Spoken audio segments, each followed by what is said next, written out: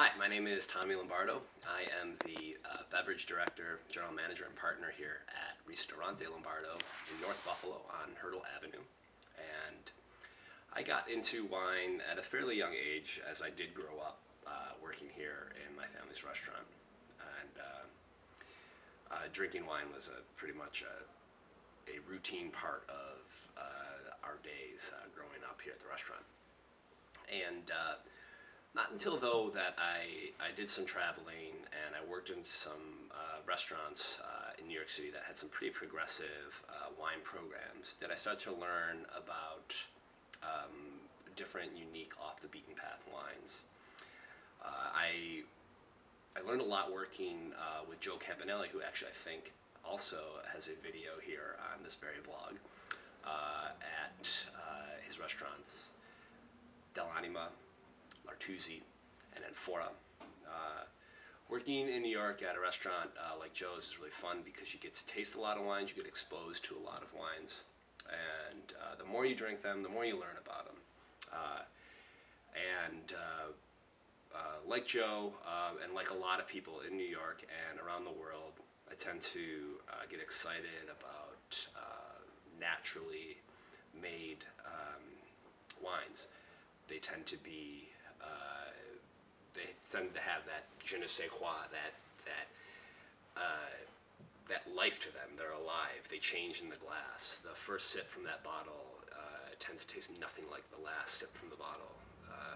The only ingredients are grapes and the yeasts that were living in the cellar of the winery or on the skins of the grapes at that time. So those tend to be, for me, exciting wines in general.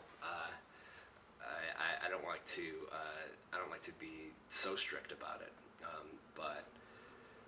So that being said, through those years, it's really exciting to be in Buffalo to bring some of these new wines that some Buffalonians haven't been exposed to, and have them come in here to our restaurant and allow people to taste new and exciting different wines that they've never had before. That's one of the best parts of our job is to be able to kind of go different places in the world and then bring back those ideas and those flavors and those wines to our local community here in Buffalo. And, today I have here with me an orange wine, which is made by a convent of nuns in Lazio. And the convent is the Cistercian order. And you might be asking, what is an orange wine? It's not very common. It's starting to creep up here and there in little pockets of the wine world. And it's simply a white wine that is made in a similar fashion to a red wine, whereas the color of the red wine comes from the skins of the grapes. And if you were to take white grapes and make it in the same fashion by letting the skins of the grapes sit with the juice, you would typically end up with a wine that is orange in color. And you would also typically get the characteristics that come from skin fermentation.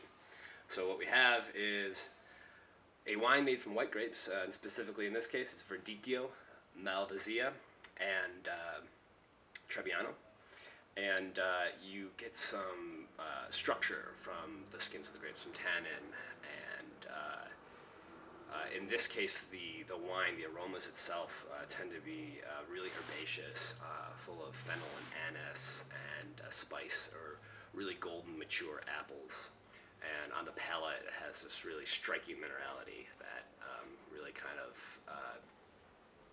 gives the wine this really long finish paired with the good acidity in the wine.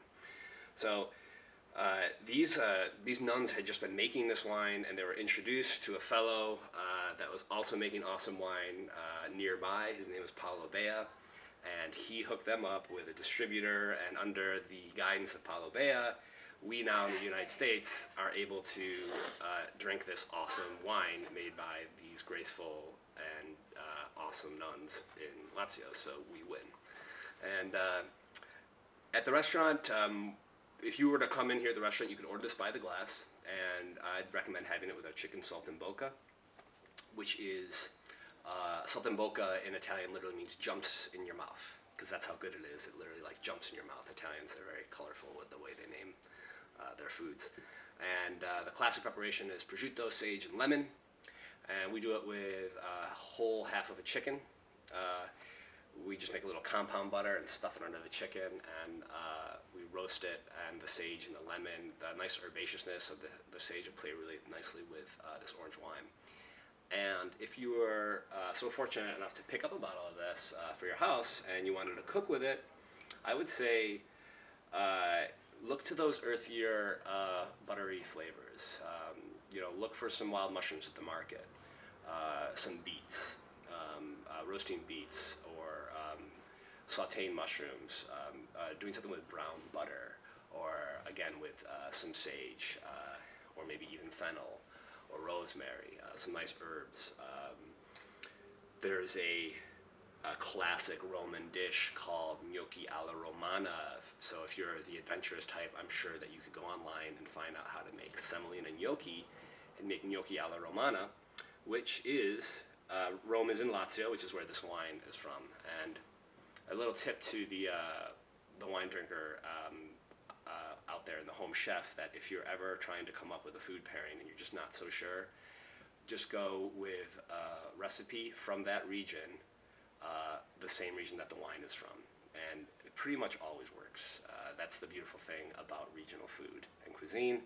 This is that there's the old adage, if it grows together, it goes together. And it pretty much usually works for us here at the restaurant. It's not as complicated as everyone might think. So you can definitely do it at home. Thank you.